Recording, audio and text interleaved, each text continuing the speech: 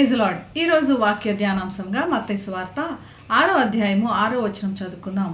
నీవు ప్రార్థన చేయనప్పుడు నీ గదిలోనికి వెళ్ళి తలుపు వేసి రహస్యమందున్న నీ తండ్రికి ప్రార్థన చేయము. అప్పుడు రహస్యమందు చూచు నీ తండ్రి నీకు ప్రతిఫలం ఇచ్చును. ప్రార్థన క్రైస్తవ జీవితంలో చాలా ముఖ్యమైన అంశము. ప్రతిదినము దేవునికి ప్రార్థన చేయాలి.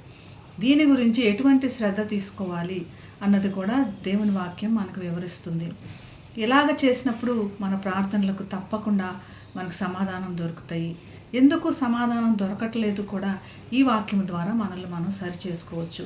మొదట ప్రార్థన చేసేటప్పుడు వేషధారుల వలె మనుషులకు కనపడాలని నువ్వు ప్రార్థన చేయొద్దు, చేయాల్సిన అవసరం లేదు. వ్యర్థమైన మాటలతో నీ ప్రార్థనలో ఉండకూడదు అన్నది చాలా ముఖ్యమైన విషయాలు. నువ్వు ప్రార్థన చేసేటప్పుడు ఎలా చేయాలి?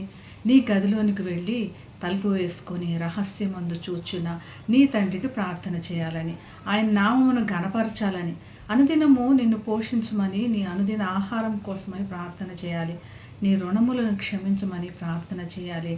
దుష్టుని నుంచి తప్పించమని ప్రార్థన చేయాలని, ఈ అంశముల గురించి తప్పకుండా ప్రార్థన చేయాలి. నీ ప్రార్థనలో ఈ అంశములు ఉండాలి అన్నది ఖచ్చితంగా ఈ వాక్యం మనకి బోధిస్తుంది.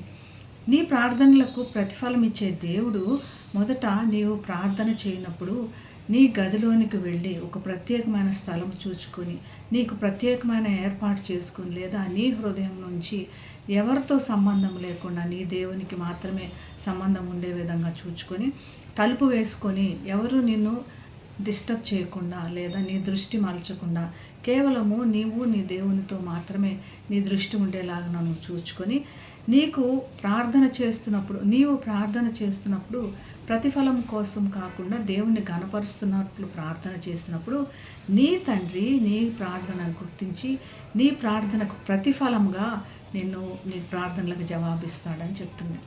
నిన్ను చూచి నిన్ను దృష్టించి నీకు ప్రతిఫలం ఇచ్చే దేవుడు నీ ప్రార్థనల కోసం ఎదురు చూస్తున్నాడు. ఇది గ్రహించి దేవుని ప్రార్థనను గణపరిచి మన ప్రార్థనలకు జవాబు పొందుకుందాం. అటువంటి కృప దేవుడు మనందరికీ దయచేయను కాక. ప్రార్థన చేసుకుందాం.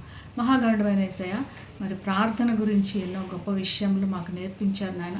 ప్రార్థన మా జీవితంలో అలవాటు చేసుకొని ప్రార్థన ద్వారా ప్రభా నీతో మాట్లాడి నీ దగ్గర నుంచి ప్రతిఫలం పొందుకునే భాగ్యం మా అందరికీ దయచేయమని, మా ప్రతి ప్రార్థనలకు కూడా ప్రతిఫలం ఈరోజు మేము పొందుకున్నందుకు కృతజ్ఞతలు తెలుస్తూ యేసు నామమున ప్రార్థిస్తున్నాం తండ్రి.